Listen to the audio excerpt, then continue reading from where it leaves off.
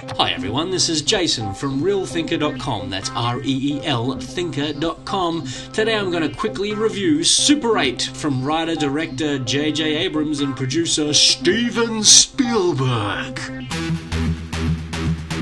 Finally, it's arrived. Super 8 was like one long wank for the internet community. To those of you who have recently seen the trailer and the movie has just arrived out of nowhere, we've been following Super 8 online for a long time. Over a year, I think. J.J. Abrams announced the movie a while back and everyone got excited. And then Steven Spielberg was attached to produce and everyone got excited again. And then we saw a teaser poster and then they started the viral marketing.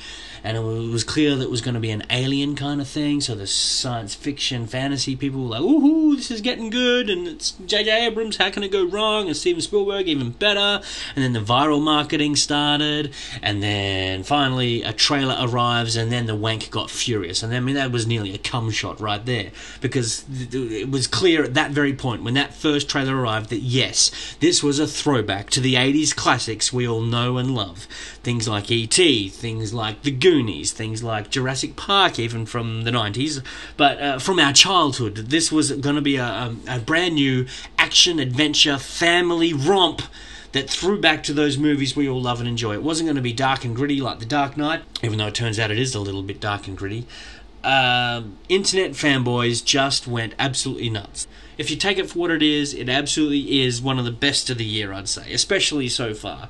But what it's trying to be sort of lets it down a little bit, and what I'm talking about is sound, predictable plot, comfortable characters, and CGI. I think people who were looking forward to the throwback to the nostalgia stuff, looking forward to the throwback to Goonies and E.T. and even Jurassic Park, sat down and went, awesome, this is going to be fantastic, here we go. Oh, fuck, it's the same thing. There's nothing new here for me except a new take on the exact same shit. It's even set in the exact same era. Audiences today who maybe haven't seen E.T., who maybe haven't seen the Goonies, are gonna love this. This is going to be brand new for them, and I'm sure when my kids get to about 10, 11, I'll sit down and let them watch this, and they'll think it's the best thing ever. Of course, by that age, they will have seen the Goonies. So audiences today who aren't aware of those movies are definitely seeing, in their eyes, something absolutely original. In their eyes, one of the best films of the year. In their eyes, one of the most incredibly original things they've probably ever sat through, because it's not something they've read in a comic book, it's not something their friends have already told them about unless they have seen the Goonies. So as a result, everything feels comfortable and cozy, and it's a little bit too easy. Look, it's not all terrible. I've gone straight to the negatives. The positive things about Super 8 are that it's very funny. You're chuckling every other scene. There's always something to chuckle about. It's taking itself seriously, but not too seriously. The characters are very comfortable and fun.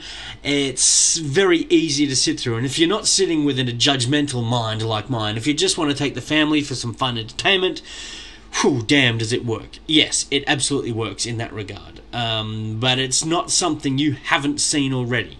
It's not a story, it's not a unique story. You'll feel like you've seen this story before, and when the CGI effects land on screen, you'll feel like you've seen them before. So when you put your hands together with those two elements, plus it sounds absolutely fucking terrible, it sounds like shit. It sounds like Transformers, which is not a good thing. The alien does the sounds. It's like, fucking, why doesn't alien have sound like that? We've heard aliens sound like that. Like, just a little bit more attention on shit like that would have maybe put it over the line. But as it stands, Super 8, does it work? Yes. Are all these negative things worth not watching it? No, not at all. But I don't know. I just feel like I wish it had been washed away. I wish those things had been realised before it was released. As it stands, Super 8 right now, because everyone's excited, is fucking brilliant, but in the long run it's kind of average. 3 stars out of 5.